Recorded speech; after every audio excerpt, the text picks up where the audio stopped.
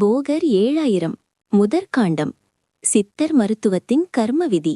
இவர்களுக்கு வைத்தியம் பார்த்தால் நரகம் நிச்சயம். ரோகத்தால் இவர்களுக்கு நீந்தால் பாவம், உடனேதான் நரகைதி உழுதுவான் பார். யாகதூ இவர்களர் சிக்கலாகா, அதிசயமாய் பிரம்மத்திபனுகும் பார். காகநூல் கற்பத்தைச் சூட்டலாகா, கண்காணா தூரத்தை சயமாய் நில்லு. நாகநூல் ஞானத்தை விழித்தலாகா, நாட்டினால் நரகைதி நலங்குவாரே. போகரி இந்த பாடல் ஒரு சித்தர் யாருக்கு மருத்துவ உதவி செய்யக்கூடாது என்ற அதிர்ச்சியூட்டும் கர்ம விதியை விளக்குகிறது.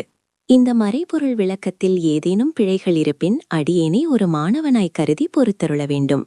ஒரு உயிரை காப்பாற்றுவது எப்போது பாவமாகும்? எந்த சூழ்நிலையில் ஒரு மருத்துவர் நரகத்திற்கு செல்வார் என்று போகர் எச்சரிக்கிறார் தெரியுமா? போகர் இங்கே கர்மவினை என்ற பிரபஞ்ச விதியை மிக தெளிவாக கூறுகிறார். ஒருவரின் நோய் என்பது அவர்களின் முற்பிறவி வினைகளின் விளைவாக இருக்கலாம். அந்த கர்மாவை தீர்க்காமல் வெறும் உடலை மட்டும் குணப்படுத்த முயற்சிப்பது பிரபஞ்ச விதிகளுக்கு முரணானது.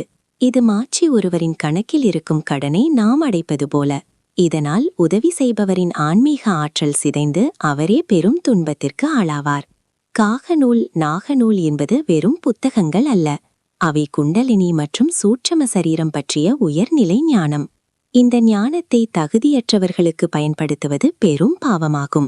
இந்த பிரபஞ்ச விதியின் ஆழமான ரகசியங்களை தொடர்ந்து அறிய நம் சேனலை சப்ஸ்கிரைப் செய்து இந்த வீடியோவை லைக் செய்யுங்கள். இந்த பாடலின் உண்மையான நோக்கம் ஒருவரை வெறும் மருத்துவராக இல்லாமல் ஒரு ஞான வைத்தியராக மாற்றுவது.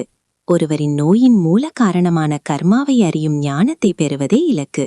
இதன் மூலம் தேவையற்ற கர்மவினைகளில் சிக்காமல் தன் ஆன்மீக பாதையில் தடையின்றி பயணித்து பிரபஞ்ச விதிகளோடு ஒன்றி இறைநிலையை அடைய முடியும்.